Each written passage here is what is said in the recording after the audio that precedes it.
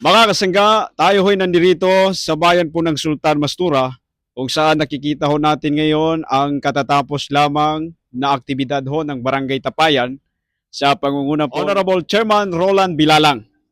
Ngayong araw na ito ay idideklarang sila ho ay drug-cleared barangay.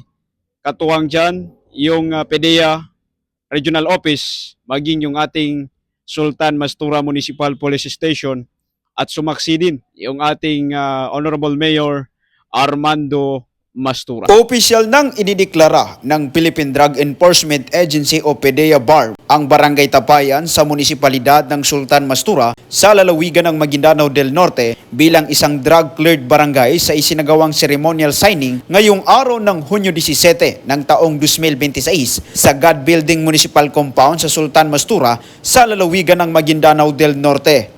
Ang nasabing programa ay pinangunahan ni PDEA Regional Office BARM Regional Director Edgar T. Jubay kasama na sina Sultan Mastura Municipal Mayor Honorable Dato Armando Mastura, Punong Barangay Honorable Roland Bilalang ng Barangay Tapayan at Police Major Albert M. Carbonco, Chief of Police ng Sultan Mastura Municipal Police Station. Dumalo rin sa programa ang mga konsehal at opisyal ng Barangay Local Government Unit ng BLGU Tapayan. Ang pagdideklara sa Barangay Tapayan bilang drug-cleared barangay ay nangangahulugan lamang na matagumpay nitong nalampasan ang assessment ng Regional Oversight Committee on Barangay Drug Clearing at napatunayan na wala nang natitirang drug personalities, walang nagaganap na bintahan ng illegal na droga at walang drug den o anumang illegal na aktibidad na may kaugnayan sa ipinagbabawal na gamot sa nasabing barangay. Ayon kay Kap Bilalang, ang pagkilalang ito ay bunga ng sama-samang pagsisikap ng lokal na pamahalaan, kapulisan, PDEA,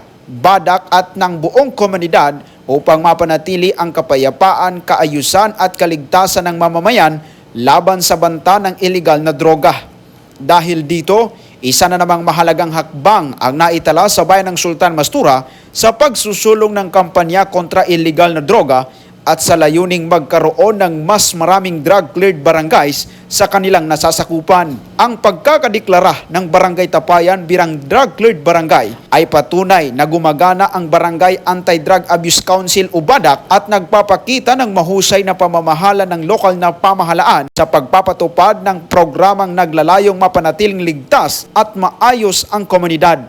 Patunay rin ito na sa pamamagitan ng pagkakaisa at aktibong pakikilahok ng bawat sektor ng lipunan, makakamit ang isang mapayapa, maunlad at ganap na malayang pamayanan mula sa impluwensya ng illegal na droga. Mula dito sa bayan ng Sultan Mastura, Jomar Abdul, nag-uulat.